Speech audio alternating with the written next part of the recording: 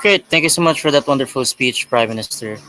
Reminders for everyone moving forward, anything you say beyond 7:15 will no longer be written down. So please be cautious of your time. But anyway, to set the clash of this debate, calling leader of opposition, here.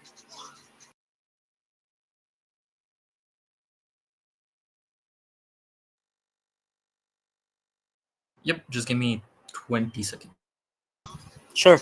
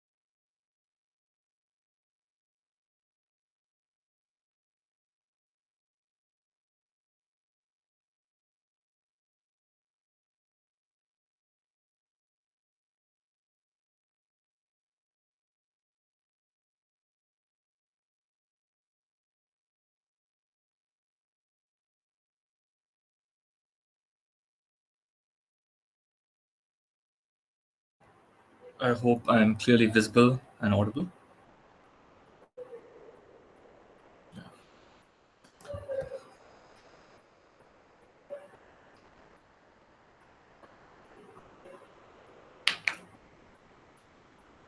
All right, cool. Starting my speech in three, two, one. I think what this debate has largely suffered. Oh, POI, my bad. POI via chat. I'll take one around the 5 minutes. Please don't interrupt. It messes with my flow. Starting my speech in three, two, one. I think what this debate has largely suffered from is some actual understanding of what happens right now in the real world and why the Black Sea in particular is very important to countries. What am I going to do for you in my speech? I'm going to do three things for you, right? One, I'm going to prove to you why the Black Sea is incredibly important to all the countries around the world. Secondly, I'm going to prove to you why Russia is currently winning against Ukraine in its conflict. And thirdly, I'm going to prove to you why Russia will now struggle if NATO does take the necessary action that's given to us by the motion slide, right? What do I then tell you? Firstly, right, with regards to the importance of the Black Sea itself, we tell you that the Black Sea is largely important for trade. Why? Five reasons. One, it's an inland sea between Europe and Asia, and it borders six countries, and therefore it's very important for the trade and distribution of goods and services between those six countries. Right. Secondly, it's a vital transportation route for the steel, like energy, agricultural goods that like is from Russia and Ukraine. That's very important, pivotal. Thirdly, it has over 30 merchant ports, 16 of them being in Ukraine, which is like the conflict area right now that we have to be worried about, right? Fourthly, Ukraine has three major ports, which account for over 50% of the country's like national cargo, right? Thus, the inflow of any sorts of goods or services or the export of any goods is also severely inhibited, and the access of other countries to these goods and services is also extremely closed off, right? Fifthly, it's a key location for export of Ukrainian steel, agricultural products, so on and so forth, which are incredibly important for the rest of the world. We saw the impact of that in India itself, right? Notice then that there is obviously a Russian-Ukraine conflict going on right now. This and their control of the Black Sea ports are incredibly bad because it means no one else in the world can gain access to the sort of benefits that I've already talked about with regards to what the Black Sea provides. That is, all NATO countries also as well are blocked out from the benefits, as I said, and thus they will act in a similar manner, right? Secondly, then, why is Russia winning the war currently against Ukraine? Firstly, note how Russia just has an incredible number of military resources, like in terms of numbers, in terms of their army, but also in terms of military equipment in comparison to Ukraine. Notice also how Ukrainian funding is then incredibly iffy, especially in comparison to what the enemy they're facing against this, with many citizens around the world of countries who donate to Ukraine questioning the sort of donations in the first place. This is apparent from how people have begun to mock Zelensky and such from around the world, right? That means there's always a significant power imbalance during the conflict between Russia and Ukraine. What are the exact factors contributing to Russia winning the war presently?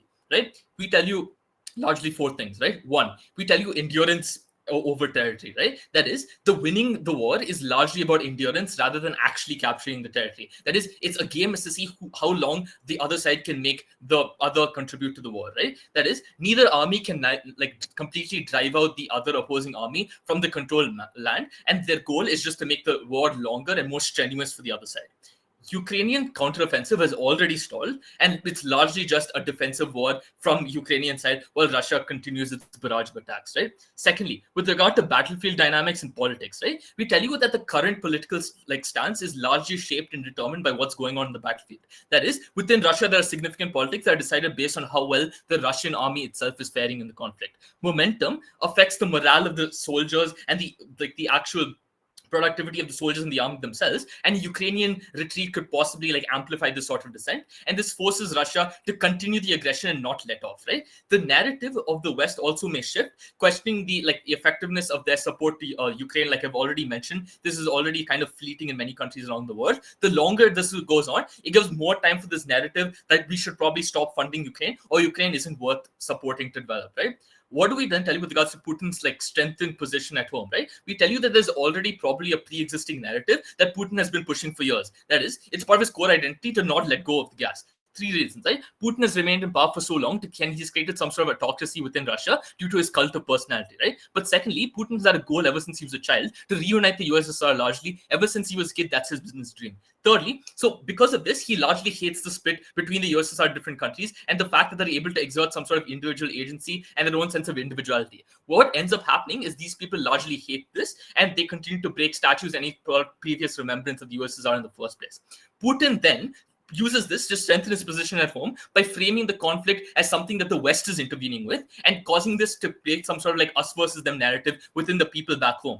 Russian people, though they don't appreciate this or appreciate the war, rather, they adapt psychologically to this narrative and they're likely to comply to this, right? We tell you that this is a slipping narrative, however, because even within the brass, there are several of the Russian army, there's several financial incentives that curb this sort of public compliance in the first place. We tell you that fourthly, that Russian businesses stabilize their economy despite the sanctions, and then Western sanctions against oligarchs help keep the wealthy within Russia aligned with the government, and the ones that this sort of oil revenue that's only possible because of the trade route of the Black Sea is extinguished, this no longer ceases to exist. Notice then, it's incredibly bad for Russia to let Ukraine win because it's to let go of control of the Black Sea, because it's in their interest to block off other countries to resolve this conflict, and because it benefits and further pushes this conflict towards their favor, right? Notice then why Russia will struggle with NATO, right? We tell you for three large reasons, right? One, NATO has a fight one of us, fight all of us sort of narrative. That is, Putin is extremely scared of this. He can only probably handle one NATO country at a time, right?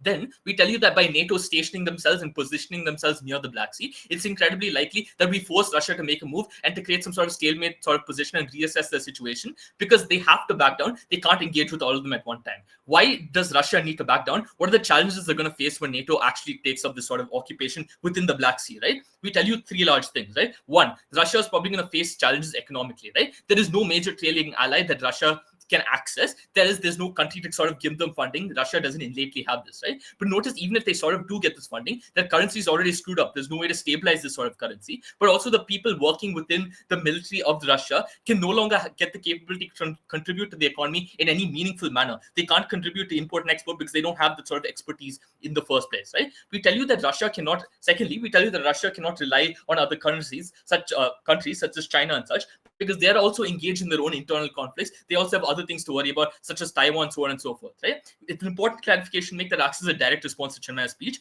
is that military presence doesn't exist currently. That is, Russia controls several forts and a few by Georgia, right? There's nothing that's previously existing. Previously, Ukraine had control. They now had to usurp this control from Ukraine in the first place, right? We tell you that Russia single-handedly cannot continue the war further on when NATO does have this sort of occupation, because they don't have the economic capability to do so, but also they don't have the sort of military equipment to do so in the first place. That is, there's challenges in military production due to the sort of sanctions that are being placed on them largely by NATO countries and other countries around the world. Insofar as this is true, they suffer more off on their side of the world. We tell you that the world is a better place when other countries around the world are able to access the sort of benefits that the Black Sea provides them with. For all these reasons, never been prouder to oppose.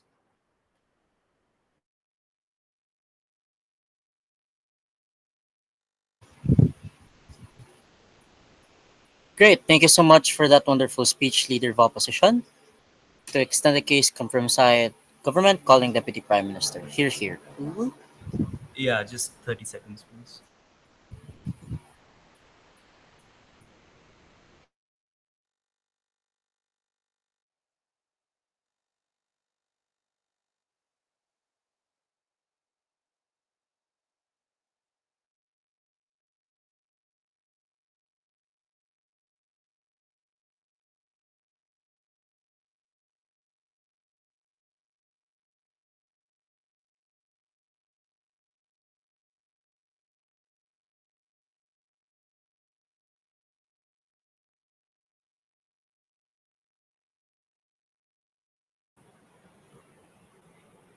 Okay, you can just start timing me on my first word, starting in just a bit. Yeah, Ishan, check WhatsApp. I've replied to your message. Okay, starting in a bit more. Yeah. All right.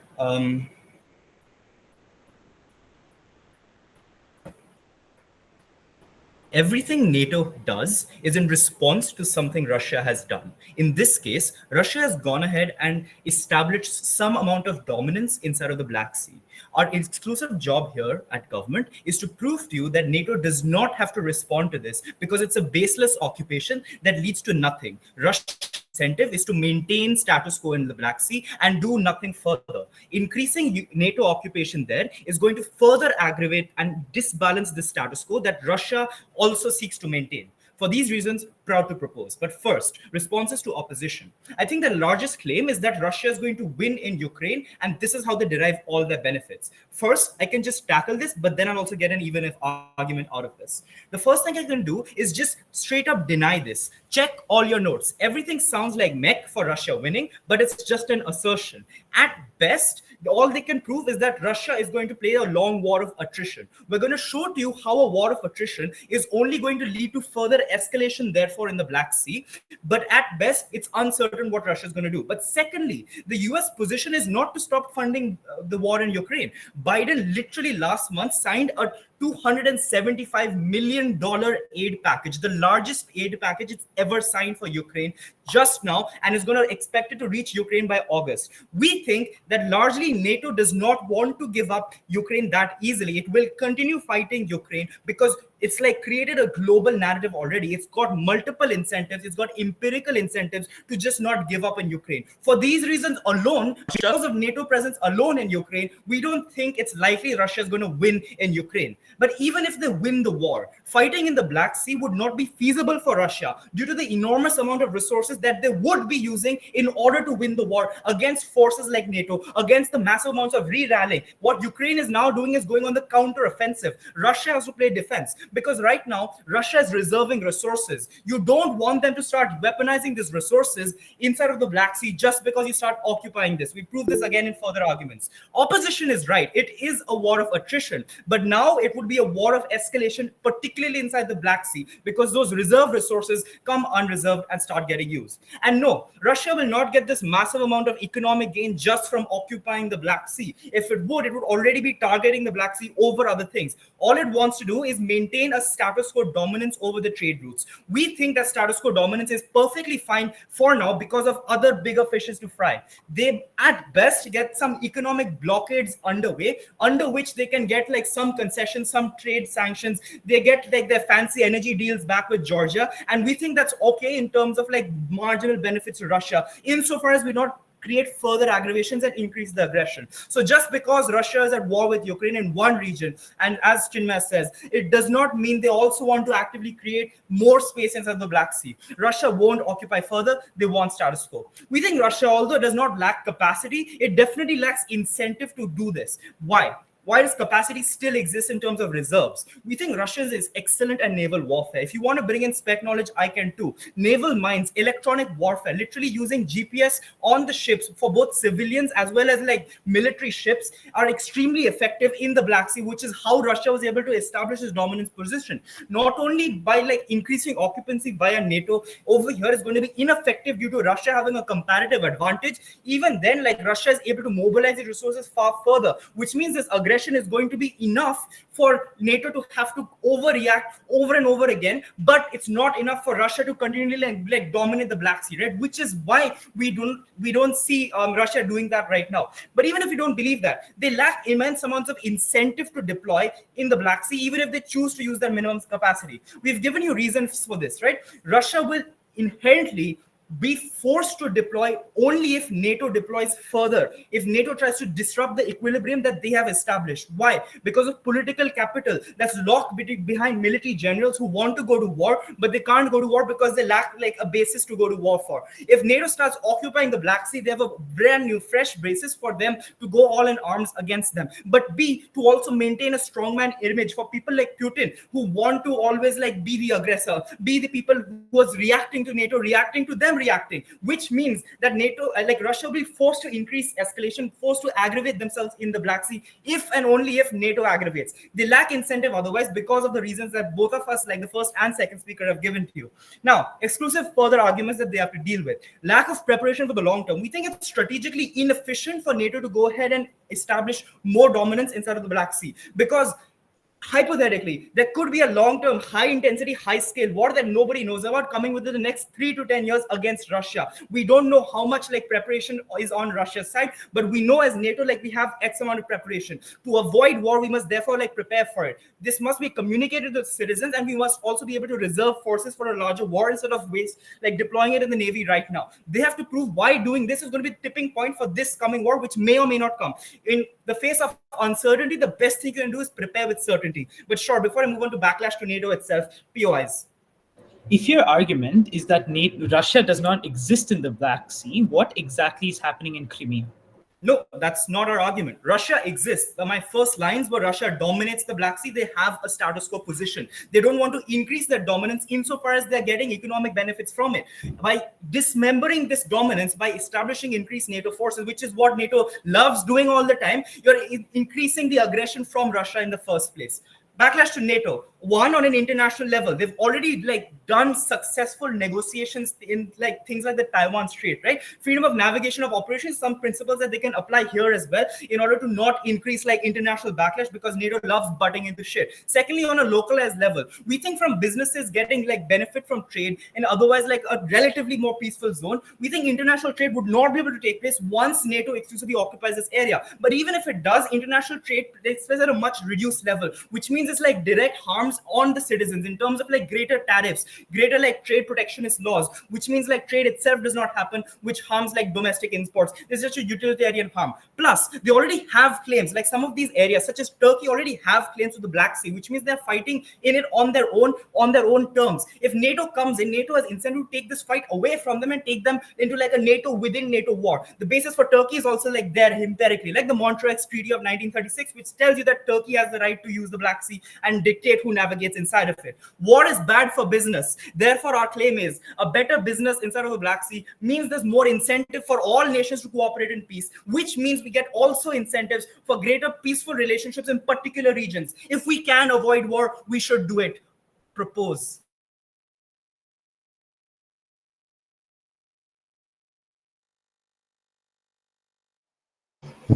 Great, thank you so much for the wonderful speech, Deputy Prime Minister. Now to extend the case come from side up, calling Deputy Leader of Opposition. Here. 30 seconds. Sure, gotcha.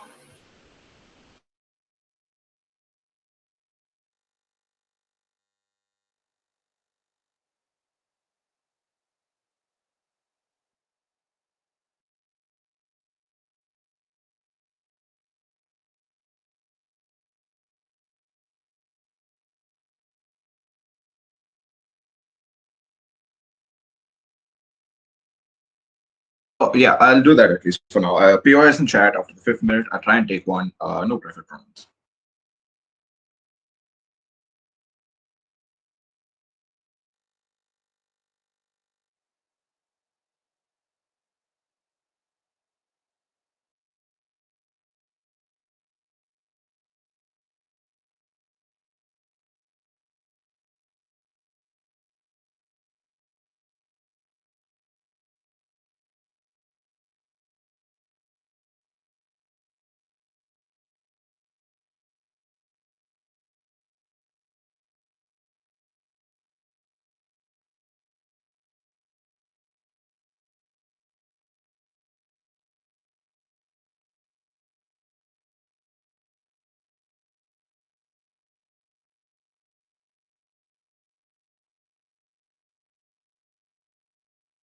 Hi, am I audible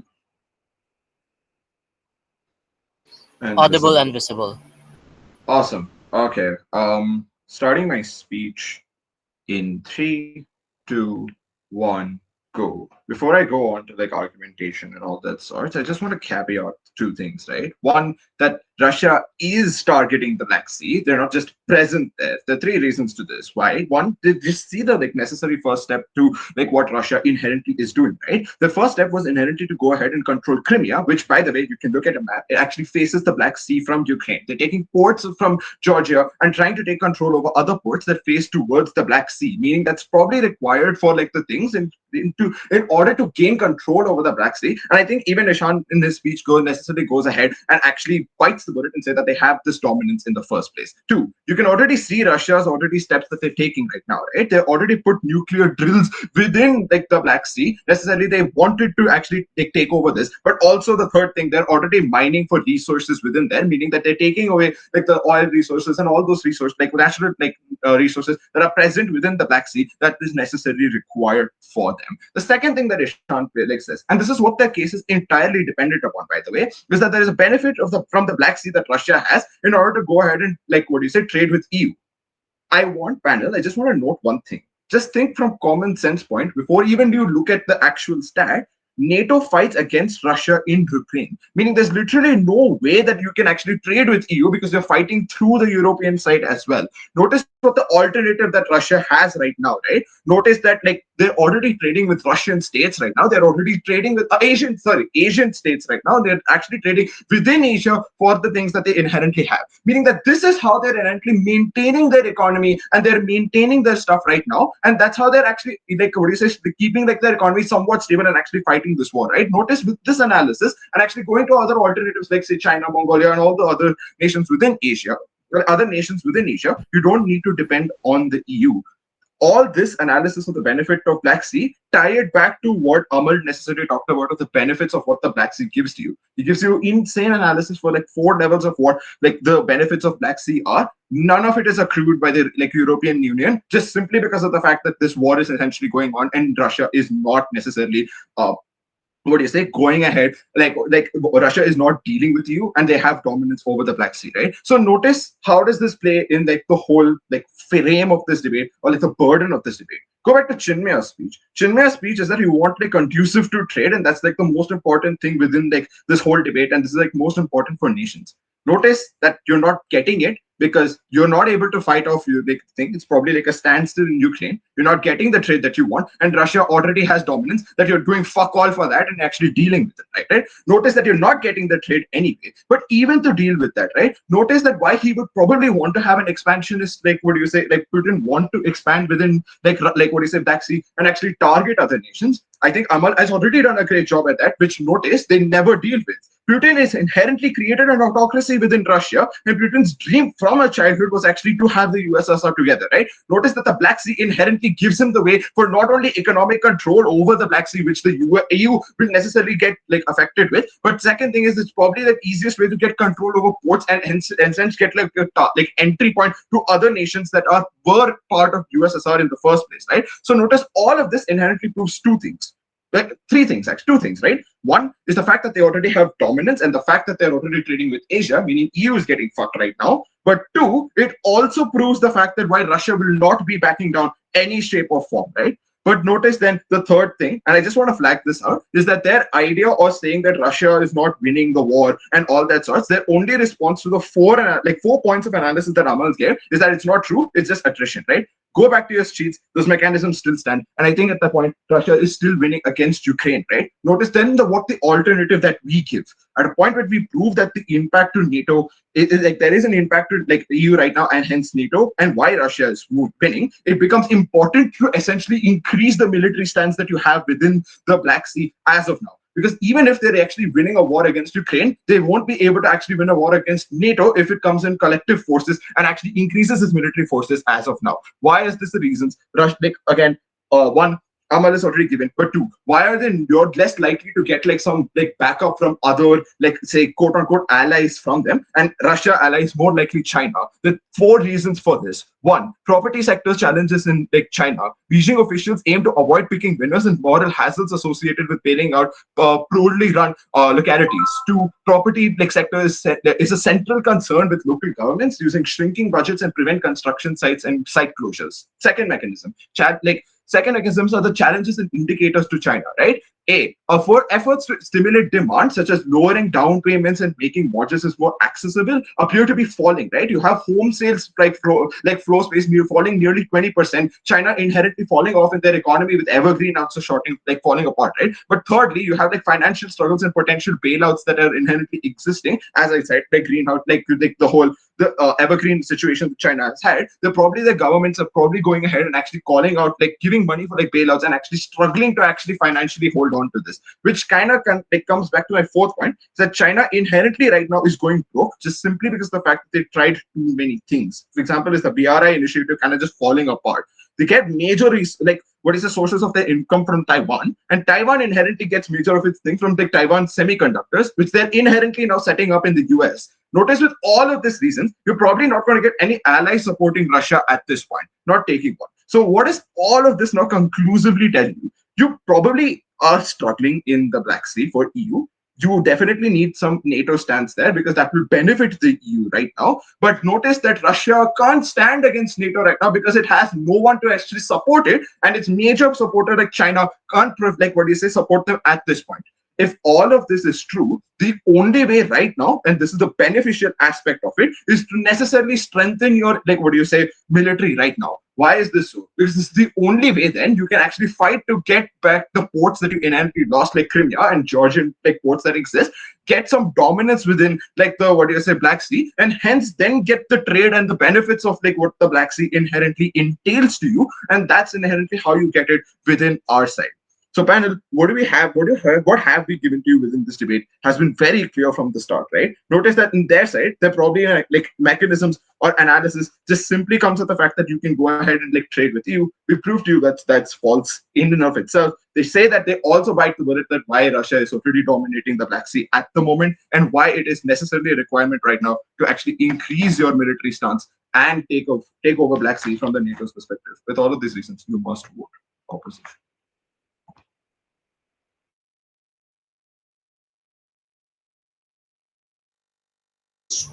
Great, thank you so much for that wonderful speech, Deputy Leader of Opposition. Now the crystallized government calling of whip. Here. Can you give me a minute? Not a minute, 30 seconds.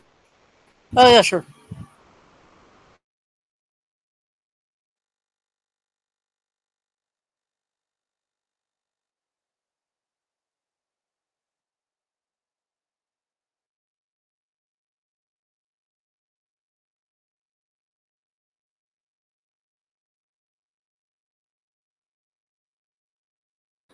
Great. PY strictly in the chat box. I will take it. Am I audible, Judge? You're audible and visible. Thank you so much. Great. Starting my speech in 3, 2, 1. Note the context of the countries which are really there in Black Sea has different contextualities, which means Bulgaria, Romania, Ukraine, Russia, Georgia have different things that they want from Black Sea, and it is something that's contextual on both sides of the houses. What is the most extreme and urgent thing? First is the balance of power within that Black Sea is something that's extremely vital, and an increased interference is something that affects the distribution of that influence that a lot of countries within the Black Sea really wants. But secondarily, on proportionality, I think I will prove you two things. First, why there's a heightened conflict, but secondarily, why Russia is losing the war. I think everybody who reads the newspaper would know there are so many casualties that Russia is currently having, and they're not winning the war. Thirdly, on economic growth, why interference, and by ensuring that there's so much militarization within Black Sea reduces the ability for a lot of investors to probably have more money on their side of the house to begin with. But couple of responses. The first is we agree with all of the 5 reasons for why Black Sea is vital. That is fucking context that they have actually repeated. But the second is on probability of this scenario. I think when you directly correlated to whether Western support really lasts is something that's speculative, which means most of the times, yes, US must have help, but most of the times when US potentially is in a brawl, they oftentimes lose the connections of the allies. I'll tell you later why US abandoned most of its allies when it's time for them to abandon it in the very first place. But thirdly, how Russia is losing the war. Sure, Russia might have some degree of power that they have left, but there are 7 reasons for why Russia has a vulnerable position right now, and they have no active incentive to ensure that they aggravate that war within Red Sea to begin with. But Yellow ends their speech by saying that Russia is alone, but they also say that Russia is also winning the war. I think there are two counterintuitive claims that they make in their speech, which means if they have the capacity, they probably are not in a vulnerable position. But let's assume that they are probably in the vulnerable situation, which is the true and the comparative that we want to push on our side of the house. First is Russia has suffered many more casualties than what we would have expected against a much weaker opponent. This is true for multiple reasons. I think Ukraine is getting a lot more European support right now because of multiple sanctions. I think you have more than lakhs of supporters across the country that is probably trying to vouch for Ukraine because of the kind of victim tendency that they have within themselves to begin with, which means there are more than like crores that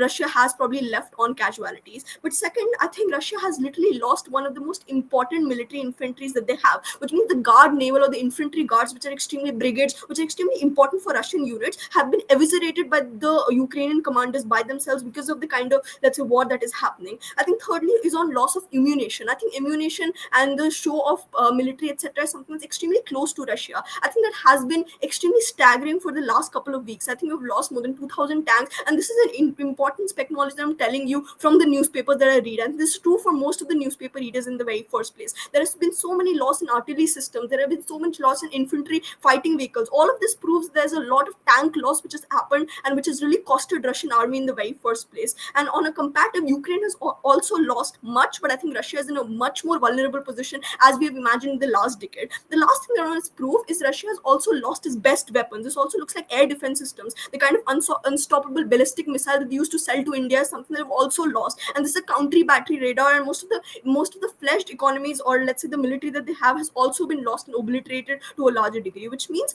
the last thing that I want to connect is because of the sanctions, Russia is currently in the most vulnerable economic condition right now, and it's very difficult for them to sustain the kind of, let's say, operation that they have within Ukraine. This also looks like they want to either back off, or even if they want to continue, there's a lot of casualties that they have to trade off in order to win the war to begin with. There's a lot of vulnerable position that Russia is in currently that makes it difficult for them to heighten their location in Black Sea, which is not currently their more priority as opposed to winning Ukraine. This is the most strategic thing they're doing right now, considering the reduced capacity that they have. All of this proves that Russia has struggles enormously and has reduced capacity, which proves that Black Sea currently is in the control of people who really in the very first place. Which means what we protect on our side of the house is something that inevitably prioritizes sovereignty as opposed to, let's say, focusing on Russia, who's probably losing all of it in the very first place. But the last thing I want to say is everyone has interest. I think they would want to take it. Most of the people have expansionist tendency, and this is something that happens on both sides of the houses. But the degree in which that expansionist tendency reduces the capacity is something that's happening on our side of the house to begin with. Which means if Russia has lost the capacity, which means what is the next alternative that you have? I think NATO at all points of time would have expansionist tendencies that would like to assert the power that you probably have. At least like all of the European countries that are mentioned above is something that's important to Black Sea, because that is where all the sea actually goes, or maybe most of the minerals actually come from. And this is something that OP also agrees with, because it's vital for all of the countries that have been mentioned above. This proves that sure, Russia can do it to some degree, because right now they are not in an attack position, they're rather in a defense position, considering the reduced capability that they have in the very first place. Insofar as they have aggressionist tendencies later on, OP has to prove why they have an increased capacity and why they're winning the war, considering the lies they've spewed in the very first place. But the next thing I want to prove is how support for other countries was something that alienates a lot of people in a longer run to begin with. Why it's difficult for most of the people within Black Sea to probably be relied on NATO to a larger degree. And even if they do, that's fine. They can have other alternatives, as Chinmaya points out. You can probably have different, let's say, agreements or maybe trilateral frameworks apart from having Black Sea regions. There's so many other platforms that you can potentially engage on. I think one is on why this alienation happens. I think a couple of times, I think US probably blacked off your support. This looks like South Vietnam, Cuba, Hungary, recently Afghanistan, Kurds, Lebanon, all of these countries really prove that in critical positions, NATO would lose your support as opposed to, let's say, having it on a larger degree. What does it prove? That Black Sea in and of itself need to protect your sovereignty. What does this microaggression looks like? You would probably have your tanker closer to a country that has the borders closer to Black Sea. This is bad because a lot of countries probably will be vulnerable and will be volatile with the kind of situation that they have in the very first place. But I have a couple of, let's say, positive case to prove why Black Sea with no intervention really works and why this would be beneficial for the economy of the country. I think a couple of things. First, on destruction of infrastructure. I think when you probably have increased operations of NATO within the kind of Black Sea, you probably have critical infrastructure, maybe maritime spaces that you would want to regulate on. This is bad because you probably like increase a lot more suspicion within the country, which they really don't want in the very first place. But secondarily, loss of human capital. When you probably see that this is something that's happening within Black Sea, a lot of investor confidence also lies down because you don't want to trade with them with the other options. You probably make other alternatives. This is bad for, let's say, vulnerable people such as fishermen, etc. Within Black Sea, you probably look for other alternatives as opposed to, let's say, staying there and maybe looking for good options to begin with. This heightened confidence looks like that you probably are reducing the kind of capacity that people have in the very first place. The third is on increased military spending. I mean, if you have NATO intervention to a larger degree within Black Sea, you probably have other factions as well coming in. This also looks like that you're increasing the kind of conflict or maybe the alarm or the vulnerability of people being shot or, let's say, being dead or maybe having higher casualties or displacements of a particular population on a degree and on a scale heightened on their side of the house to begin with. What is the economic uncertainty that we do not want to brew on our side of the house? We want to ensure that we preserve sovereignty and have much more business out of the Red Sea as opposed to involving ourselves into unridden conflicts which can't possibly be saved on their side of the house to begin with. They have to defend the capacity and to then prove why the lies actually manifest.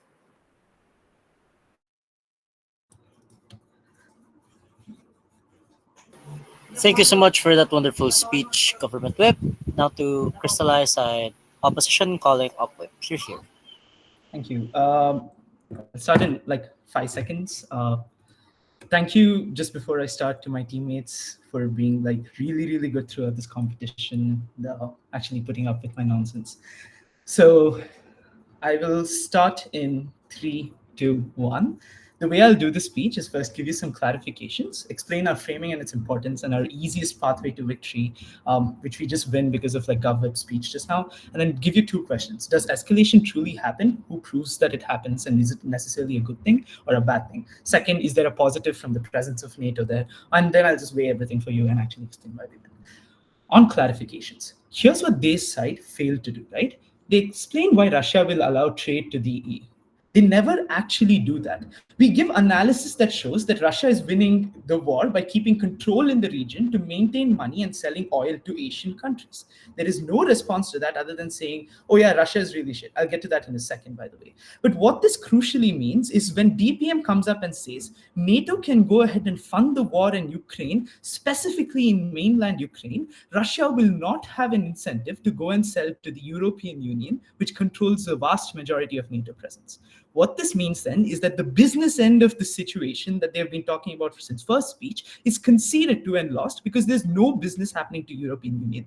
That is the point at which the European Union and NATO have to step in. That is how we win this. Second, they claim that Russia want to maintain the status quo. That means that they can't trade with the European Union. I've just explained to you why they're unable to control the spread of Russia on their side, because all the benefits that Amal gives you, which like their whip says is so important, are crucial for the European Union and Ukraine's fight against Russia. And when those are lost, funding to Ukraine itself is in threat, which means that there's several problems which compound, which means that Russia can maintain a control over that region. The third claim that they comes up in the deputy again is that Russian presence is small because Turkey and other country ports exist. I want to make one important clarification here. Simple geography. This is a trade that's happening from Asia towards European Union. Asia is on the right side. European Union is on the left side. If you have all control of ports on the left side, but not on the right side, guess what happens? There's nothing for you to take in. That's the problem with their case, right? They don't have any nuance.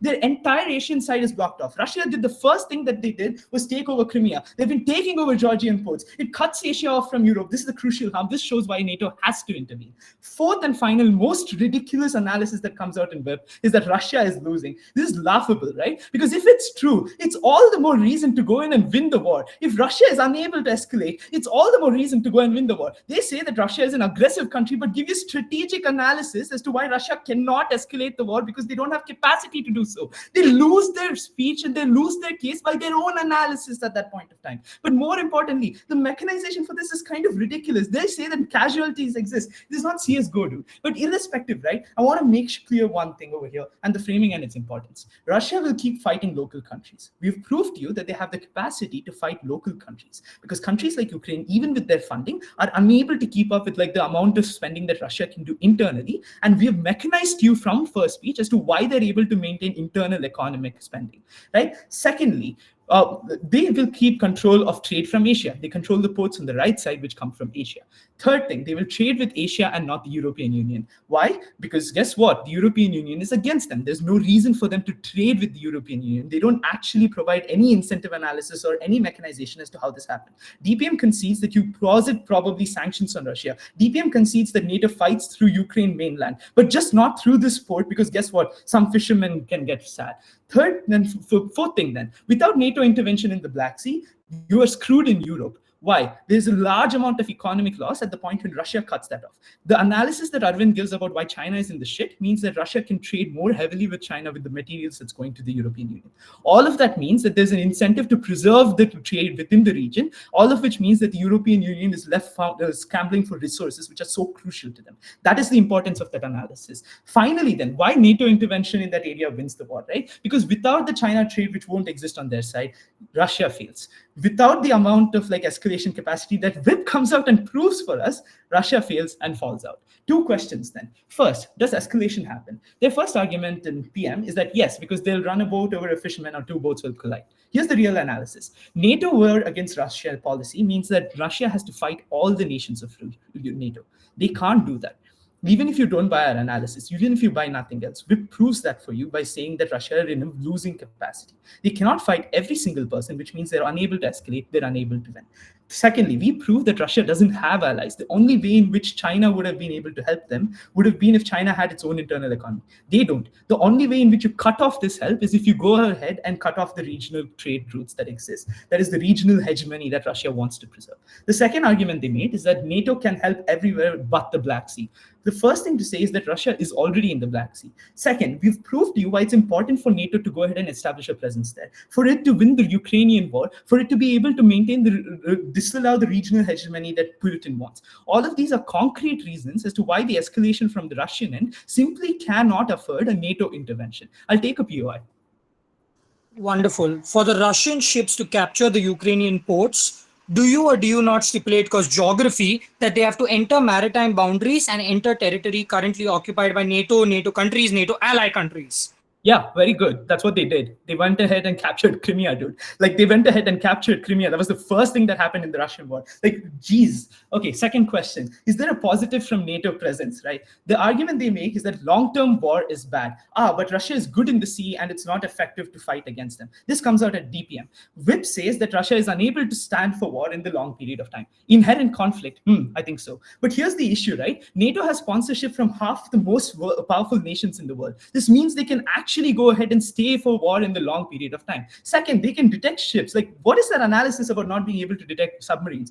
Third, and most importantly, right, they are able to go ahead and get the most important routes that exist in this war. The reason Russia went ahead and captured Crimea before everything else, the reason they have established like nuclear drilling facilities there, the reason they're mining for resources is that this is one of the most crucial ports that exists. The reason they want to control Georgia is to maintain trade from the Asian countries. You cut this off, you destabilize Russian push and aggression. In that method, they're unable to escalate, and we actually get the benefits that PM wants to get for us. What do we say and how do we win it? Putin wants to keep going. He will fuck up the local countries. Putin, however, can't fight the NATO. You stabilize this region with NATO's presence and actually allow that business to keep flowing mechanism that PM wants us to get to, but doesn't explain how it happens on their side. The weighing on this is simple. It's the easiest pathway to win the war and assure money within the region and assure that NATO remains strong. This is very important for NATO. Second, it's a necessity for NATO in general because we've explained to you the scale of magnitude of harm that can occur at the point when this port is lost. cost. The third thing is the necessity within the region itself, because it's the point at which smaller countries lose their sovereignty is the point at which NATO can come in and act as their savior. The analysis at WIP, the new analysis about why they'll be looked at as bad, doesn't really make sense because these people already hate Russia, and Amal gives you mechanistic reasons for it. Vote for the side that gives you mechanism and not charm. Extremely glad to oppose. Great, thank you so much for that wonderful speech. Opposition whip to wrap up the narrative up, calling up reply. Here, here. Hi, am I audible? Yep, you're loud and clear. Awesome. Just give me 30 seconds. I'll just gather my notes and come back.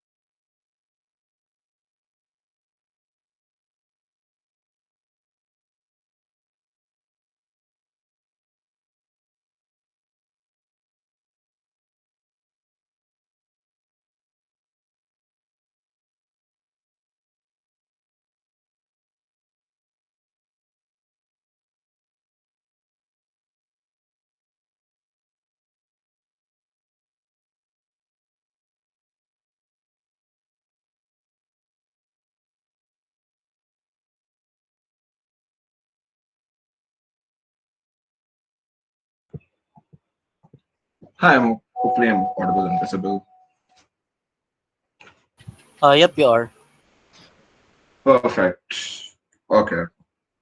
Starting my speech in 3, 2, 1, go. The way I want the panel to actually see this debate is actually looking at the burdens and stances that each side has taken, how they essentially prove it, did they actually prove it, and kind of take a decision on the basis of that. The state government for athletic, what their stances were, right? They had two stances. One, business is important for all nations, but two, peace, guys, it's so important. Let's talk about the peace idea, right? Notice that we already give you analysis in terms of why one of the two nations, like one of the two parties within this particular war, is slightly not even interested in having peace because of Amal's analysis, right? At a point that Putin's agenda was pretty much having autocracy within Russia and to dream to have USSR. At that point itself, I am unsure as to why this whole idea of peace being the most important thing and something that's common between two stands. At that point itself, that whole idea of what they wanted to have is gone, noting the fact that this war is probably going to go on and something that needs to be dealt with as a whole.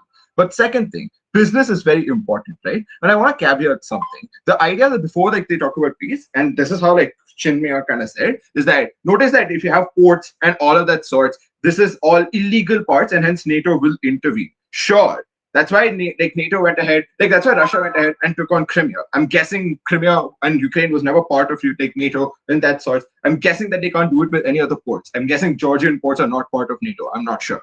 But notice at that point, you're already losing, like what do you say, ports in and of itself there, right? Notice at that point, you're probably not even getting the business aspects of what you want because of the reasons that we already proved to you. One is that one thing that TPM also TPM also concedes to is the fact that they have a larger, Russia has a large amount of dominance within the Black Sea. But even beyond that, they also have control to over one side of the bloody ports. If that's the case, you probably have no trade that's existing within the Black Sea. But notice both sides come and actually concede to the fact that Black Sea is significantly important to the EU itself, right? And notice that it's important between these European nations as a whole, right? So notice that if that's the case, you're not going to get anything or any of these resources going towards these European unions that exist, and you're probably going to get fucked over sideways. This business aspect also falls apart. But notice, I think that when there's two things there, you probably have proved two things out of all of this. One is that Russia is inherently kind of unstable and probably go ahead. But two, Russia has dominance over the Black Sea. So what is mostly the ideal way to deal with this? And I think like Kaushiki's like analysis kind of deals with that as well, is the fact that Russia is kind of quote unquote losing the war. Go back to Aviy's speech. if that is true, this is the most optimal time to go ahead and actually deal with that instability within the Black Sea and actually open up the benefits that, like what you say, Kav talks about, right? Because notice, if they are unstable and losing the war, notice that Russia has no backup and no one supporting them. This is mostly the most ideal time to actually go ahead and actually get control of the ports that you lost in Georgia and Crimea. And note that you can get this, like what you say, control over the Black Sea and have some dominance, which enables two things. One, it enables you to go ahead and actually trade the resources that are present within the Black Sea, i.e., to get the benefits that you want. But notice you have some check mechanism over an unstable actor like Putin. And note, if that's the case, and you probably have this check mechanism over the Black Sea, you probably have the peace within the EU that you necessarily have, right? Indeed, all of this that I've necessarily talked about, you probably have two things that is proved. We proved the necessary benefits that government wants to have. That's going to happen on our side itself, right? And notice, like, the idea of like other stuff, like in terms of like, oh, like Russia is not losing the war and all of that sorts, even if they give analysis or not, notice that our side is probably the only piece, like side which inherently gives you mechanisms to what we're actually trying to prove and not pushing it at the very last like speech that inherently exists. Short like reply, but with all of these reasons, you must vote. Thank you so much for that wonderful speech of reply. Now to wrap up the entirety of this debate, including government side, calling Gov reply. Here, here. Fantastic. Give me a couple moments, I'll get started.